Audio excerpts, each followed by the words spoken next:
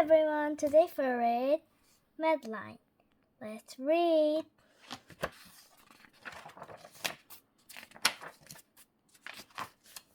In an old house in Paris that was covered with vine,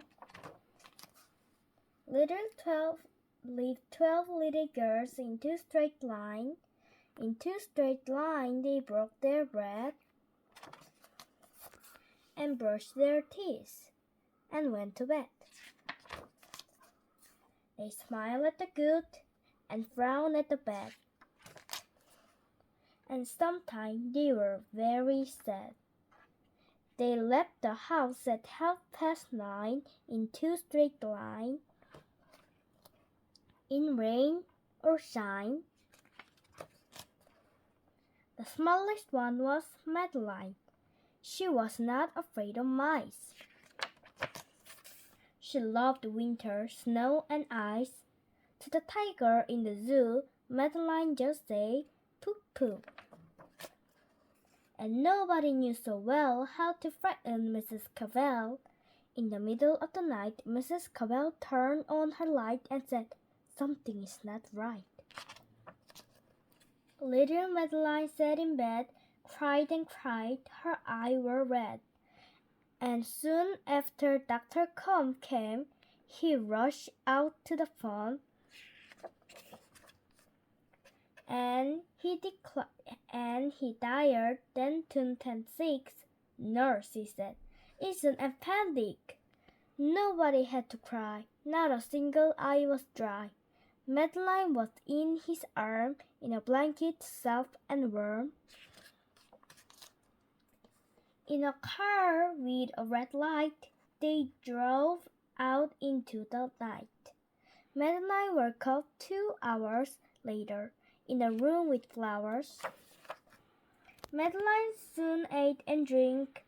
Over her bed there was a crank, and a crank on the ceiling had the habit of sometimes looking like a rabbit. Outside were birds, trees, and sky, and so 10 days passed quickly by.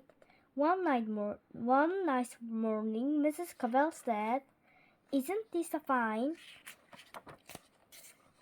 day to visit Madeline?" Visitors from 2 to 4 read a sign outside her door, tiptoeing with some face, with some flowers and a vase. In they walked and then said, "Ah!" when they saw the toys and candy and the dollhouse from Papa. But the biggest surprise by far, on her stomach was a scar. "Goodbye," they said. "We'll come again." And the little girls slept in the rain. They went home and broke their bread, brushed their teeth, and went to bed. In the middle of the night, Mrs. Cavell turned on the light and said, "Something is not right," and afraid of a visitor. Mrs. Cavell ran fast and faster, and she said, "Please, children, do tell me what's troubling you." And all the little girls cried, "Boo-hoo, we want to have our appendix out too." "Good night, little girls. Thank the Lord of farewell. And now go to sleep," said Mrs. Cavell. And she turned out the light and closed the door, and that's all there is. There isn't any more. Thanks for watching. Bye-bye.